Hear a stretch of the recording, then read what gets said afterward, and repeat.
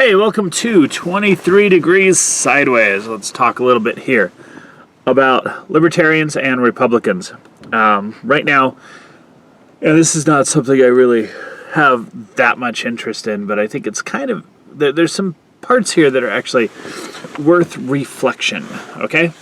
The Republicans are currently in a mess as a party. Apparently, there's a psychological thing going on here. For 5 years, everyone in the country, everyone in the Western world has been emotionally abused. Continuously, nonstop, 24/7, mostly by the media and other governments working with the media, government entities, okay? The biggest case of actual election manipulation has been the media working hand in hand with a specific political group, but Democrats by and large, but not necessarily all of the Democrats. There are Democrats who wanted to talk about issues instead of the demon. But everything has been about the demon. Every conversation revolves around the demon. You talk about the economy, and then you have to talk about Donald Trump. You talk about, your job, you have to talk about Donald Trump. You talk about your cup of freaking coffee, and you end up having some sort of conversation about Donald Trump. It's 5 years of this. Completely emotionally abusive. And add to that for over a decade now, the Republicans in particular have been very scared of the media, okay? The media, the globalist media, how they report, what they say, because all politicians, all of these people live in a bubble, and it's a media-centric bubble, okay? They're not out at the coffee shops, they're not at the bar, they're not at the corner casino, small town, Nevada, there's a corner casino. They're not out where people hang out. They're not at the parks. They're not playing frisbee golf. They are living in a world of a very, very small minority of Americans, like 8%, who live and die by the media. And you see evidence of this all the time. You see Nancy Pelosi with her refrigerator that costs a couple months' rent or a couple months' wages for regular people, talking with her ice cream, her whatever, $90 a pint fucking ice cream, talking about $600 being a lot of money for people. And, this is how out of touch they are. But the Republicans are there as well, to a certain extent, in a different way. So are the Libertarians. Now, the Republican Party has this fear of the media, and that is breaking them, okay? Because the people of the United States, broadly, regardless of party, don't believe or trust the media. They know that if the media says something, it's almost certainly a lie. Now, it's the ocean you swim in, so it's the water that you're around. It's the air you breathe. So even if you know it's a lie, it pervades your sense of reality. And the only way to fight that is to provide another sense of reality and to have the balls, the cojones, the intestinal fortitude, the spine, to stand up to it a little bit, okay? That's a big deal. Republicans really suck at that. As a party, as a national mainstream party, the Republicans are absolute, simp slaves to the media, and the media is never going to be on their side. That's one of the things that they need to get over, is they really need to get over this, because nothing they do will ever put the media on their side.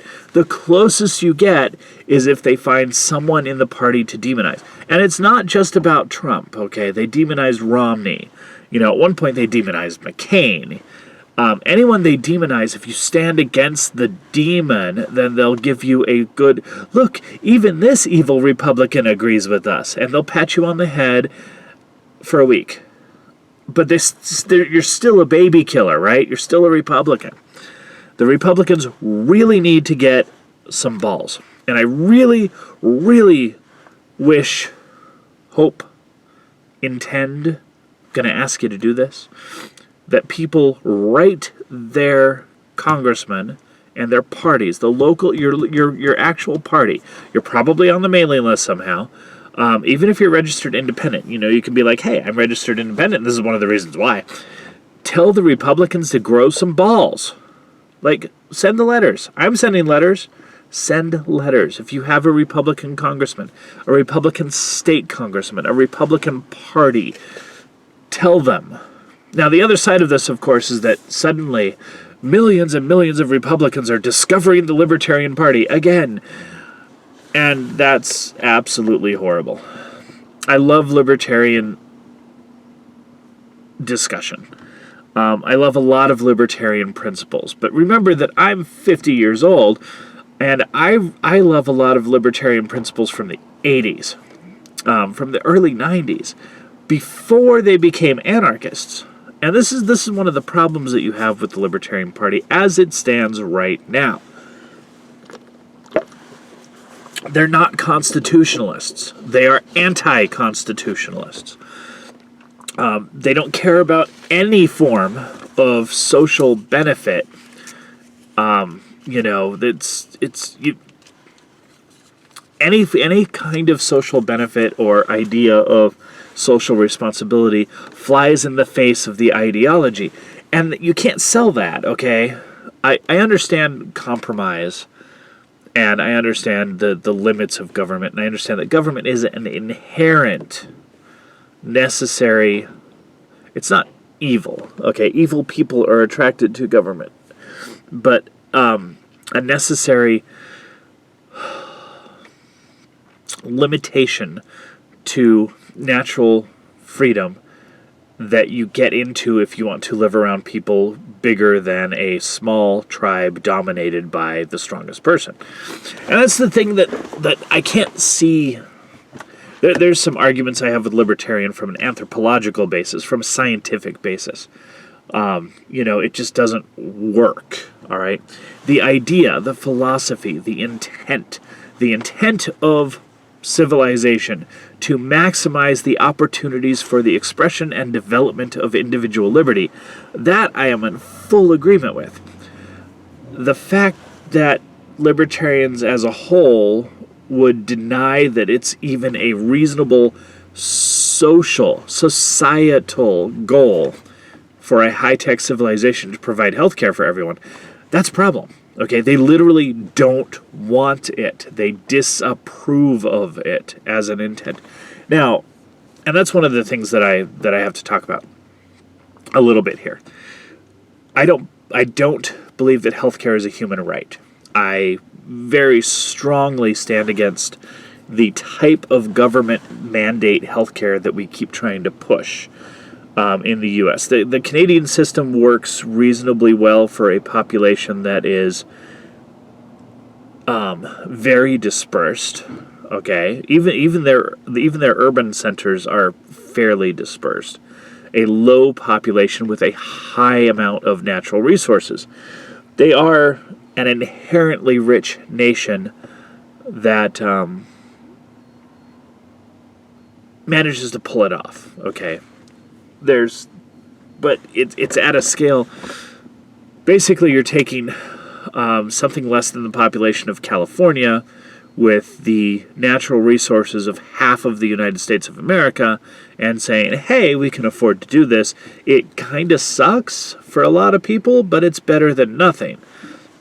Okay, just understand that that's the level to which they've managed to get. You're not going to get that in the U.S. Regardless of that, I do, however, despite my opposition to government mandate systems, I do believe that it is a reasonable goal of a society, group of people, big circle, in a technologically advanced and wealthy civilization to provide access to healthcare for everyone. I think that that is a reasonable goal. I think that you accomplish that with charity. And one of the big differences that I see in Republican versus Libertarian circles is charity. Okay? Libertarians talk about it being an answer to government. Republicans do it.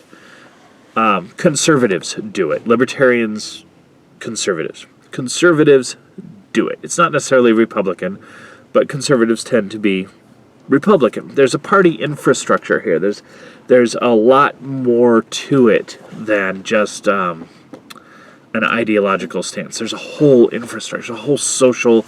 This idea that the libertarians are going to replace the Republicans requires the libertarians first develop a society that can handle being around each other. And I hate to say it, but libertarians fight too much. Okay, it's the lack of compromise in libertarian circles is almost as bad as in terms of making a political party, as the idea that if you see a starving child, the parents are to blame, or the idea that the whole purpose of getting elected is to get rid of the government completely and become anarchists.